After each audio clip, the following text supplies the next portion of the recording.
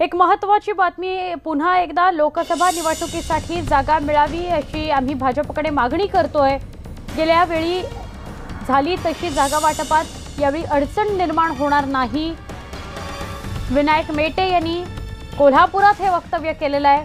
काँग्रेस आणि राष्ट्रवादी काँग्रेस सोबत जाण्याचा प्रश्नच येत नाही असंही विनायक मेटेंनी स्पष्ट केलेलं आहे। कोल्हापुरामध्ये विनायक मेटे यांनी हे वक्तव्य केले।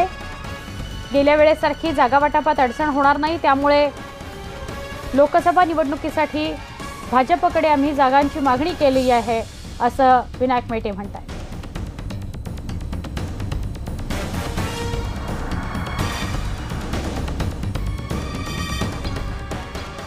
आम्ही भारतीय जनता पक्षाच्या सोबत महायुतीमध्ये आहोत। आम्हाला सोबत घ्यायचं का काय करायचं हे सर्वस्वी भारतीय जनता पक्षाने ठरवावं। भारतीय जनता पक्षाने आणि आमचा निर्णय झाल्यानंतर मग पुढे भारतीय जनता पक्षाकडे जात असताना आम्ही अनऑफिशियली त्यांना लोकसभेच्या बद्दल आणि विधानसभेच्या बद्दल सुद्धा त्यांच्याकडे जागांची मागणी केलेली आहे।